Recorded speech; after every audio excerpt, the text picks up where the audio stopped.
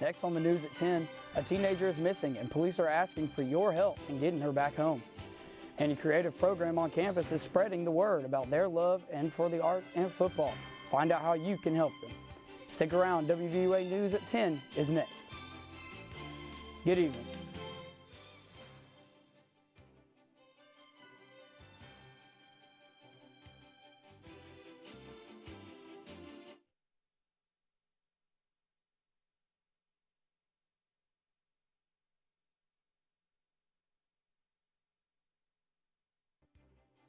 Live from Bryant-Denny Stadium, Alabama's home team.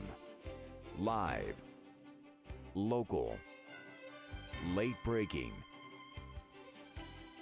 This is WVUA News at 10. Good evening. I'm Stephen Floyd. Thanks for joining us on WVUA News at 10. We begin with information on a missing teenager.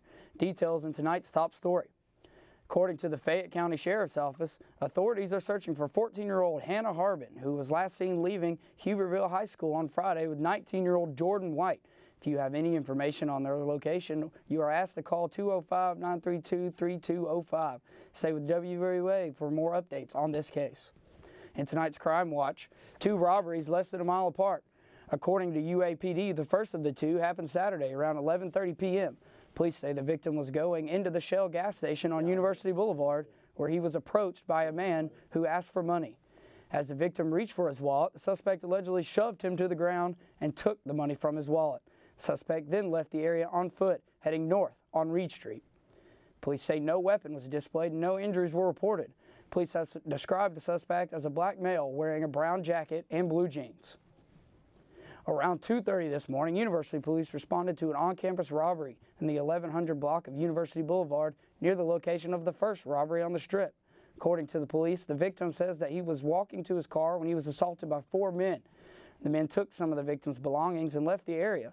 Police are describing the suspect as 4 black males, one of them having a dreadlock-style hair. If you have any information on either of these crimes, call UAPD at 205-348-5454.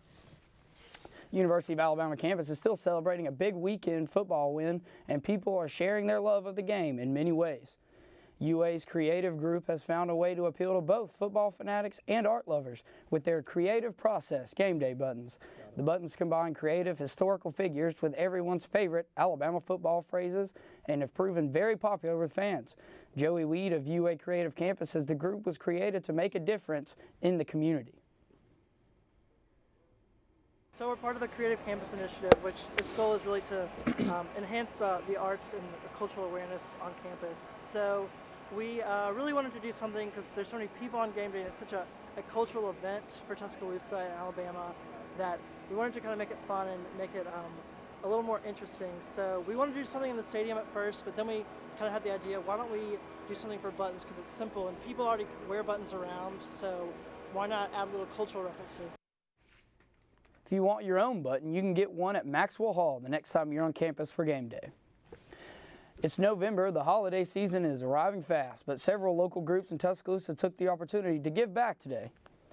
Tuscaloosa Mystiques SSC, along with around 25 other groups, hosted the 3rd annual Feed the Community Thanksgiving Dinner. The event was held at the McDonald's Hughes Center off of Martin Luther King Jr. Boulevard. Food was donated by individuals along with catering provided by DCH Hospital. Cynthia Travis was with the event. She says that this is the perfect time to start giving back to the community.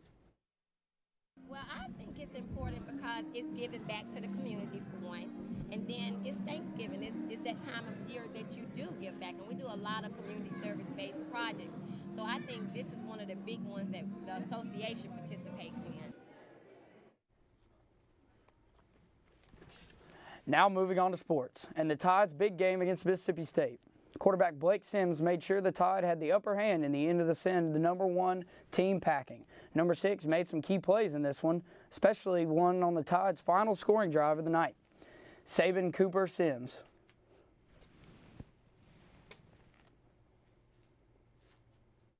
One of the greatest drives, in Alabama history probably, to go down there and make it a 2-score game, in the fourth quarter. The offense put a great drive together. Blake made 2 critical, 3rd down conversions in that, scramble conversions, in that drive. Yeah, some plays began to break down, and Blake ran, and he converted with his feet. Just wanted to hit the open guy. If it wasn't there, find TJ or Derek. I can't remember who was in, and just use my feet. And just happy that we was able to convert them third downs. I feel real good. I always feel good about third downs because that's what we work the most in practice. And Coach Kiffin prepares us so great during the week that we know that we're going to convert every third down. Nick Saban is now 5-0 against #1 ranked teams, the most of any coach in the poll era. Alabama is 7-4 all-time against a top-ranked opponent. So Alabama is making a big step forward in the SEC West race. A win over Auburn in 2 weeks will send them to Atlanta. And Auburn had their own problems to worry about, specifically Georgia. The Dogs got Todd Gurley back in this game, but Auburn trying to bounce back from their second loss. A good start for the Tigers. It's Cameron Artis-Payne with the nice run, 26 yards. Auburn up 7-0. But the Dogs start barking. Hutz on Mason with the dart to Malcolm Mitchell. We're all tied up. We would not stay that way. Jen, would you believe that if I told you this would be all Georgia would need? Nick Chubb, 9 yards. Auburn held to its lowest offensive output under Gus Malzahn. The Bulldogs slammed the Tigers 34-7. Crazy game in Gainesville. Florida goes up by a touchdown in the third quarter off of Matt Jones' 1-yard run. But in the fourth quarter, South Carolina blocks the Gators' punt and puts themselves in great field position. And the Gamecocks made it good on it. Dylan Thompson pitches to Mike Davis, who manages to hang on and send this one to overtime. Gators settle for a field goal on their first drive, but the Gamecocks send Dylan Thompson in the end zone and leave Florida with a 23-20 win. Tennessee hosting Kentucky at Neyland. Vols inching towards bowl eligibility. Josh Dobbs, the little drop-off to Von Pearson, he waltzes into the end zone for the 21-yard score. Big Orange doing big things. Later, Patrick Towles will be intercepted. Brian Randolph takes it to the house. Vols all over Big Blue, 50-16. Here's a look at the SEC scoreboard. Arkansas was trying to get their first SEC win in 2 years. They're well on their way against LSU, and Mizzou all over Texas A&M. Thanks for joining us. That does it for WVA News at 10. See you next time.